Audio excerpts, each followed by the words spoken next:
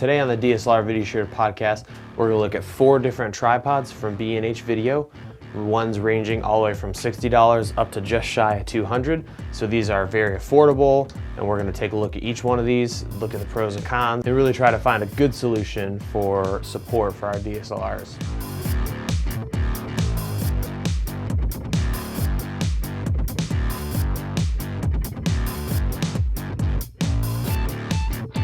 Hey, my name is Caleb Pike with DSLR Video Shooter, and I'm excited to look at each one of these tripods specifically for DSLRs. A lot of us are used to video cameras with built-in stabilization. Well, we don't have this with these, and if we're not shooting with lenses with IS, that can be kind of a problem. So that's where tripods are very, very important, especially on longer lenses where it can be difficult to keep the image steady without getting that jello or rolling shutter effect. So the first tripod we're gonna look at is the PierStone. And this tripod, it comes in at 60 bucks. So it's a very, very affordable one. And the first thing you're gonna notice right off the bat is it is pretty light. It's made of plastic and very, very, very thin aluminum. So you will notice that right away, it is light. The one thing that does separate it from all the other tripods is that rather than having a ball mount, which we'll get to later, it has this extendable neck. So there's a knob on the side that you adjust, and the neck is quickly adjustable. Now, this can be good and bad. The first thing you'll notice is when it gets so high like this, it becomes even more unstable because you have this head and then your rig's gonna be on top of it. It's gonna be pretty high above the actual base and where the sticks are gonna hit the ground. So that can be kind of a bummer if you have a larger rig. But at the same time, it can quickly let you adjust height. Quick release plate wise, it just has a plastic plate with the cork for the base, and what you're able to do to attach it is just start from one side, slide in, press down, and then there's a locking on the side. It's kind of a bummer that the plate is plastic, which means that there's a possibility of cracking if you put way too much weight on it. So here I have the 7D with a Tokina lens. It is a heavier lens, so it'll be a little front heavy. We'll see what that's like. So I'm just gonna pop the head off, tighten it down, and because it has that thumb screw, I can do it real fast. Liking that, I'm gonna just kind of make sure it's straight, finish tightening it. So that was fast. We're gonna go ahead and slide it in, coming in from the side, push down, locks into place. Already you're probably noticing that little bit of wobbliness. But in general, this works right here. This is working for me. If I'm doing any real fast stuff, I still get the legs moving. So if you're gonna do any of that, you're gonna wanna put your hand either on the neck or at the base to do that. But for the stuff where I'm just doing a little bit of adjustments and slower pans, you'll be able to put your hand and work the lens with your other hand. So I like this. This works for me. I didn't mention earlier, but the handle actually has this really nice rubber that doesn't slide, which is important. But it feels very nice, and it's working really nice for these small adjustments. Okay, so I have a rig here. This thing is 15 pounds. I have leveled it off where the weight is evenly distributed right where the plate goes. So I'm going to very gently, slowly drop that onto the head. And the next thing I'm gonna do is actually lower the head, because I don't trust that neck very much. Whew. Okay, there it is. Going to loosen up this, and surprisingly, it doesn't feel nearly as bad as I thought it would. It's actually handling the weight not too bad. Now I am noticing when I slightly go forward and slightly come back, I feel it. It's struggling with all that weight on either end when you start to let it be biased to one way or the other. But you know, in general, it's not too bad. Now I have not extended this all the way, and I'm actually not going to, because just when I put it on, it really felt like that neck was gonna flex like nuts. In summary for this tripod, For $60, it's really not that bad. I'm really not as much of a fan of all the plastic, but it's doing a decent job holding this up, and it is very fluid. Like I said before, for such a cheap tripod, and it does hold this weight well. I'm not having, now that there's so much weight pushing down on the tripod, that I'm not noticing any strange wiggle, and the tripod sticks are staying down. Now where I would really like this tripod is maybe on a backpacking trip where I wanted to bring my 7D and but be mobile, because it is very light, and that's really nice. It does get very small, and this would be a great kind of a backpack rig setup. So as for if you're gonna do a lot of weight, maybe lean for something a little bigger.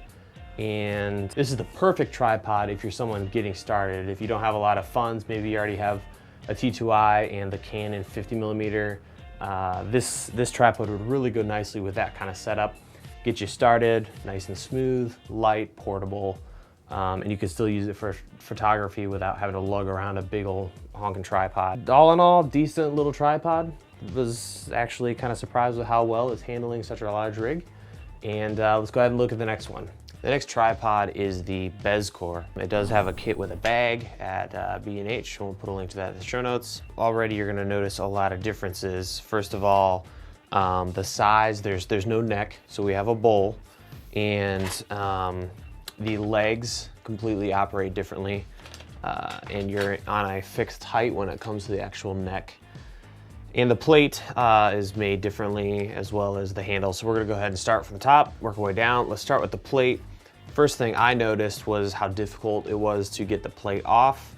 Now, I don't know if that's specific to this tripod or all of their tripods. I did notice on B&H Photo Video that there were a couple complaints having to do with it. The plate is very large, and one thing I did notice is on the T2i, you're not gonna be able to get your battery out without removing this plate.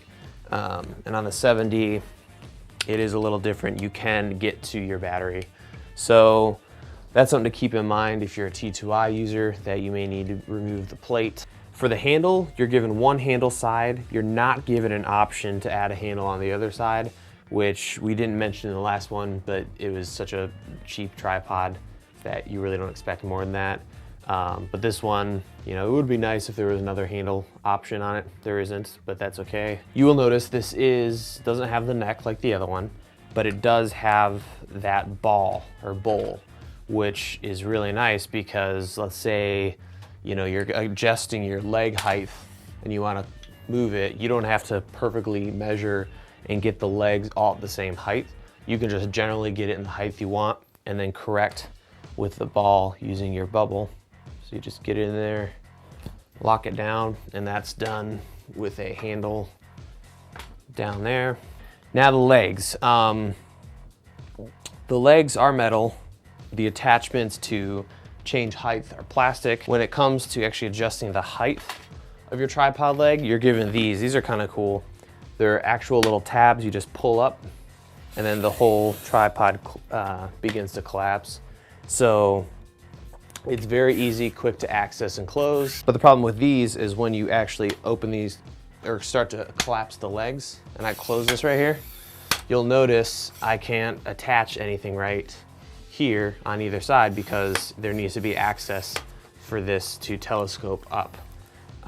So, you know, for some people that's not gonna be a big deal.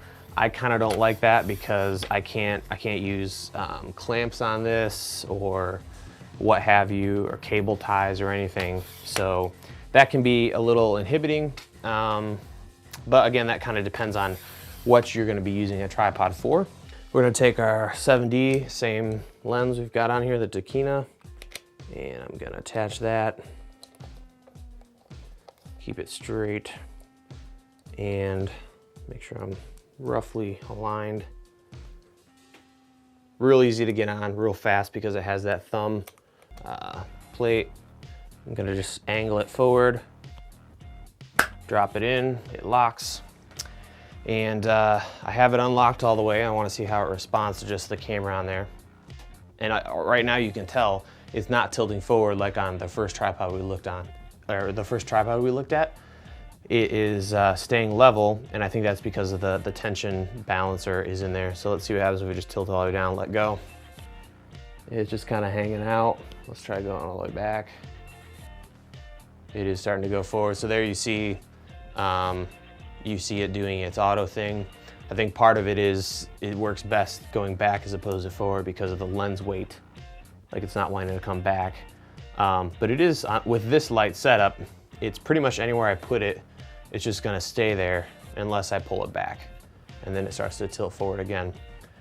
For this though, right here, I really like this. I like, on this tripod, just having the 7D and a lens on there. It just feels right. I mean, it feels, it doesn't feel like there's too much weight, but it doesn't feel like there's not enough weight. So I have the 7D on a much larger rig. So I'm just putting the plate on my Red Rock Micro shoulder mount. Gonna get this thing on there, angling it forward, gonna drop it in, locks in place. And there we go. Looking good, feels nice. The one thing that's kind of bugs me is that I have these unlocked all the way, and on this head, the pan and tilt are at different speeds. So, but yeah, it's handling the weight fine. The whole tripod isn't going anywhere. So this is definitely a viable option. So that's this tripod. That's the Bestcore 160 for it. This works. It could definitely work like it is set up right now. But personally, I think this one works really nice for much smaller rigs. So if you got rid of this whole unit here and maybe just had the camera with a small rod system, I think that would work. But push comes to shove, yeah, you could put weight on it. Okay, this is the Matthews head. This is the M25. This thing comes in at around $170 and is just a little step up from the Bestcore. Now, this is a newer tripod. It hasn't been out that long. And just playing around with it, and I actually used it on a couple of projects, I did notice I do like the pan much better than the Bestcore.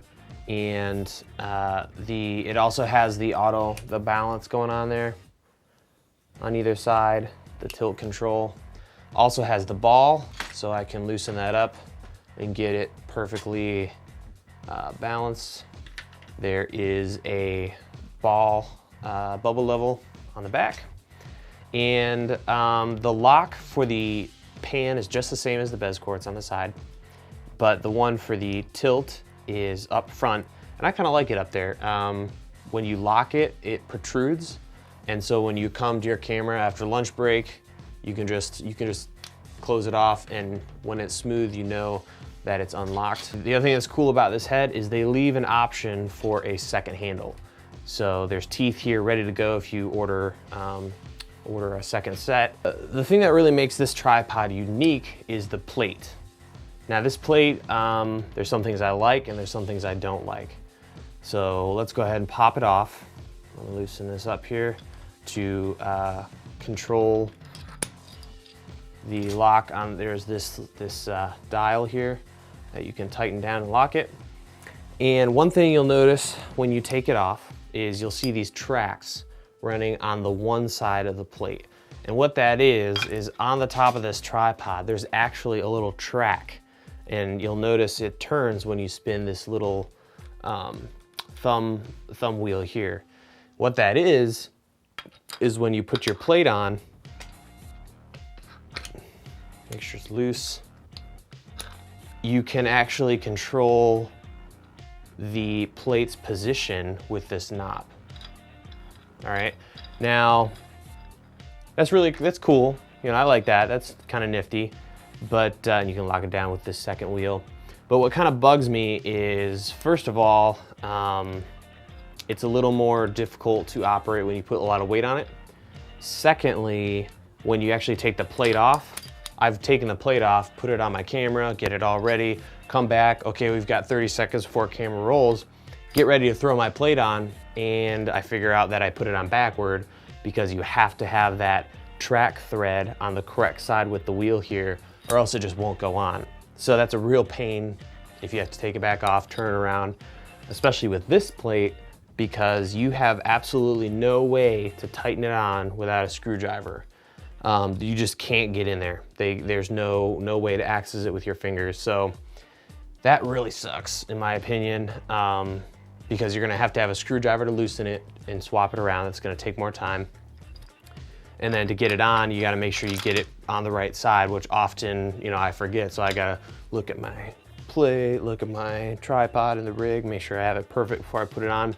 Otherwise, the legs are almost identical to the Bestcore, same locking mechanism, same, you can't attach things to either side of the top part of the legs because you'll need that space for when you close it up.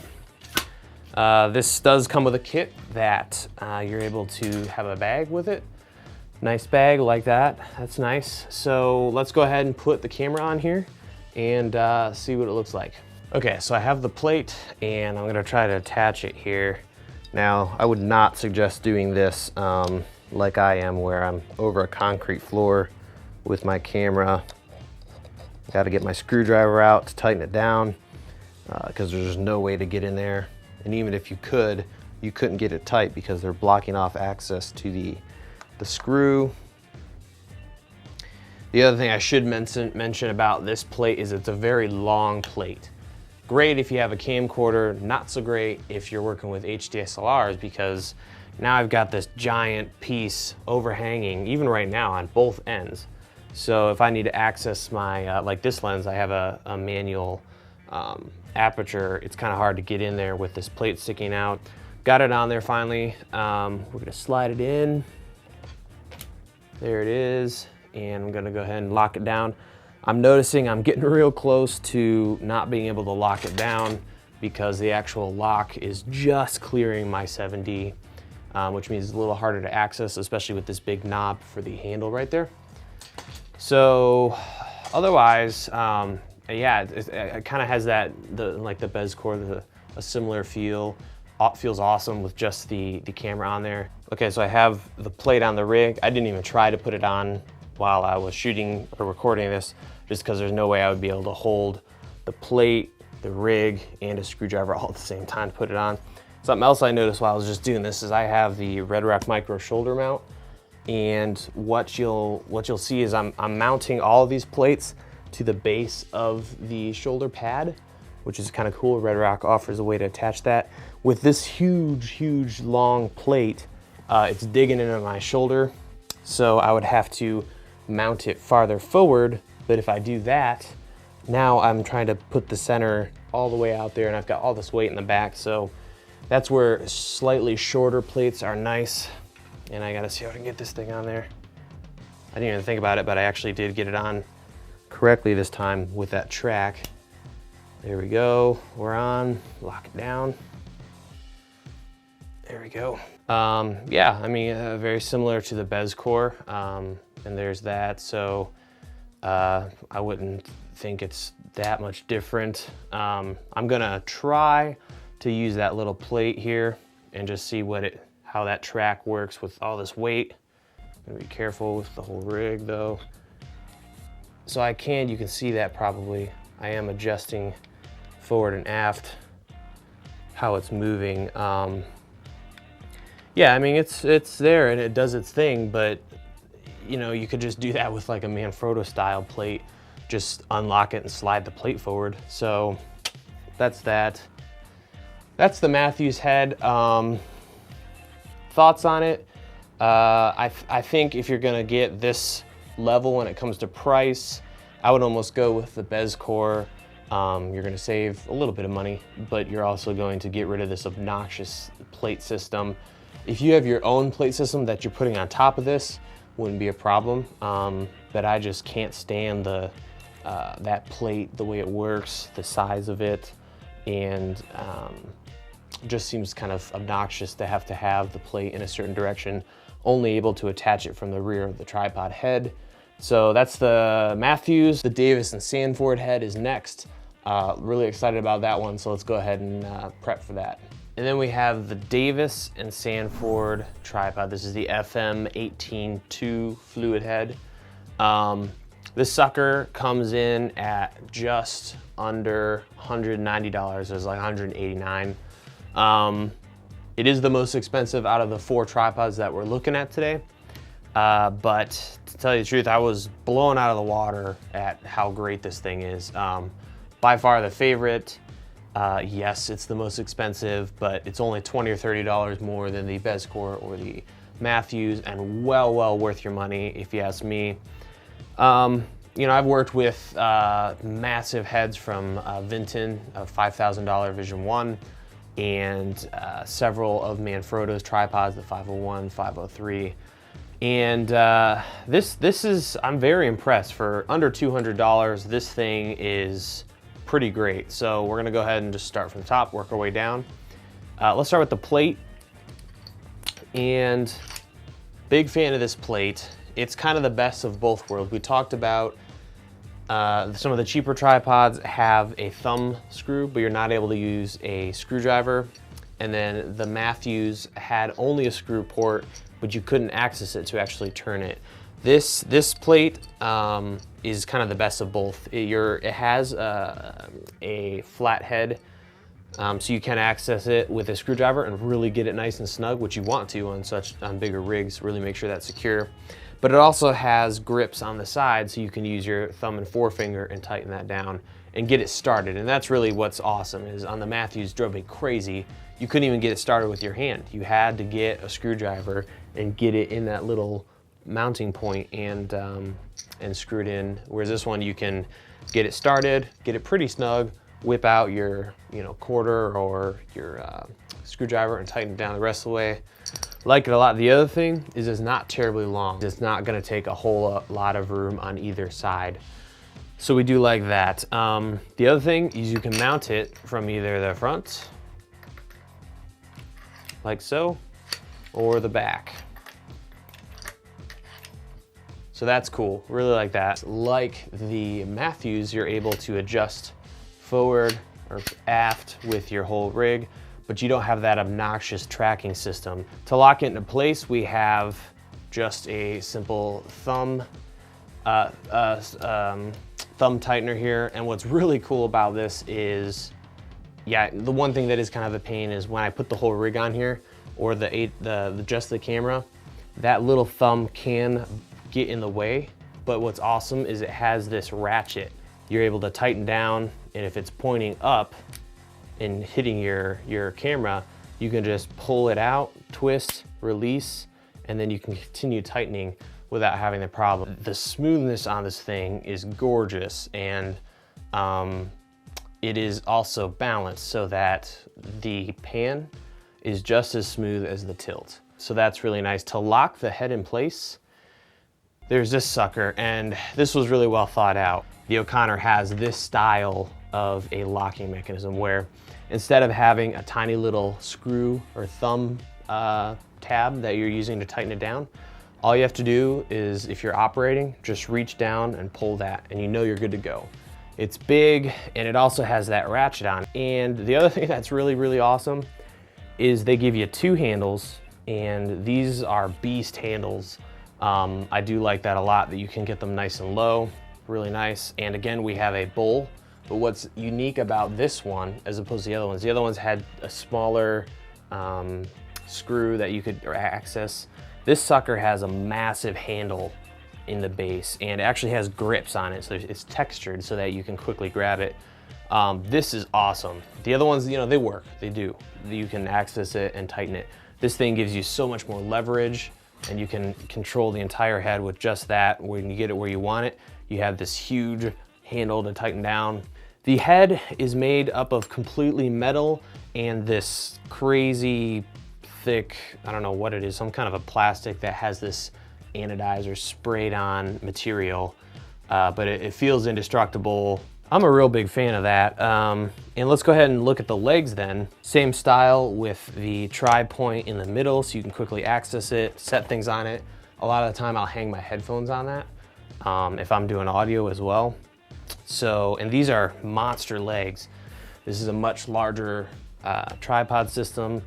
And the other thing that's nice about these legs is they're telescoping. So unlike those quick snaps that I showed you earlier, the leg goes within this tube. And what that allows us to do is we can now access and use the top part of this leg. So a lot of time I'll put clamps and cords and zip tie stuff to this and attach things. That's awesome. So we can do that now. We couldn't do that with the other two. So that was kind of a pain, but this one allows you to do that. And the other thing that's great about these bowls is that you're able to actually remove the whole head. First of all, if you needed to pack up. Secondly, let's say down the road you want to upgrade or get a second tripod head, you can actually loosen this. This is just a 3/8 thread, and you can remove the whole head. And now what you're able to do is you can go out and buy a 75mm bowl tripod and set it on here. So these legs, you can use it for all kinds of stuff down the road.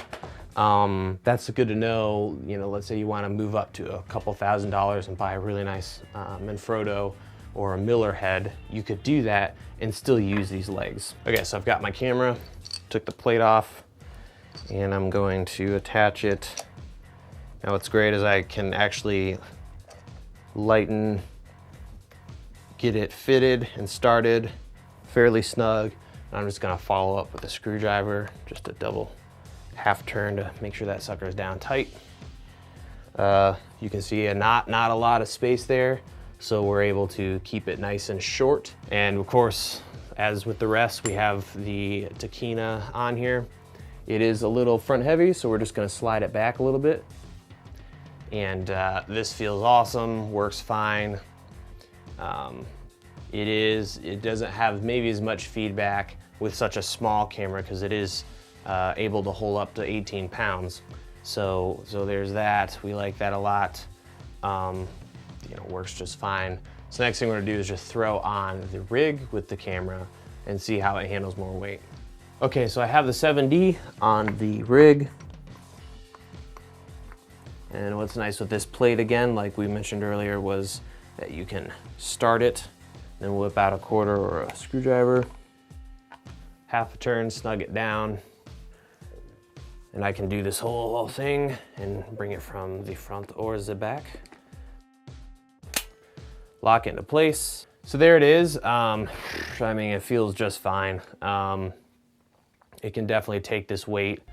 You could even put more on here if you wanted to. But one thing I did notice that was really awesome with this tripod head and this camera system is when I had it much more compact but still pretty heavy. I had my follow focus set up with a Red Rock Micro handle, and I could put my entire body weight on the tripod handle and the rig when doing moves, and had no problem with the tripod not being able to handle that kind of pressure. And that was not the case with these other tripods. By far, this is my favorite tripod out of the 4 that we've been looking at. Between the sticks, much heavier, but still not ridiculously heavy. The tripod plate design, all of the tightenings, especially your tilt, really like that. The tripod fluid is really nice. The handles, and just in general, this one's definitely the favorite. Now when looking at all of these, this one, of course, as stated, I prefer it over all of them. If I can use it, it's much larger, it takes up more space, but just the design was so much better than the rest. But if I did want to go on a smaller trip and use something much smaller and didn't have a lot of space or weight, couldn't handle all the weight, this tripod would be the one to go to. Really like the PierStone, definitely gets the job done, is smooth enough to get some nice stuff. And I really would recommend this to people who are getting started out and the wallet's hurting a little bit already from picking up a camera and some lenses. This may be a good one to start, or if you already have a tripod system and you just want to get something smaller, this would do the trick as well. Otherwise, I wouldn't recommend the Matthews. The Matthew head, just that tripod design was killing me. I mean, the plate design, was not a fan of that at all. And it was even more expensive than the Bestcore. And the Bestcore You know, I liked it. It works. The plate isn't adjustable back and forth, but the tripod is doable. But if I were you, I would just save, you know, the extra $30 and move up to the Davis and Sanford, which really impressed me, and I'm a big fan of that. So I hope this was helpful to you guys to show you how these tripods work with HDSLRs, and I hope I've helped out and kind of shown you guys options for more affordable solutions for getting your camera on a tripod without breaking the bank. So you can find links to all of these tripods at DSLRvideoshooter.com. So check those out. Stay tuned for more content on DSLRvideoshooter.com, and we look forward to seeing you next time.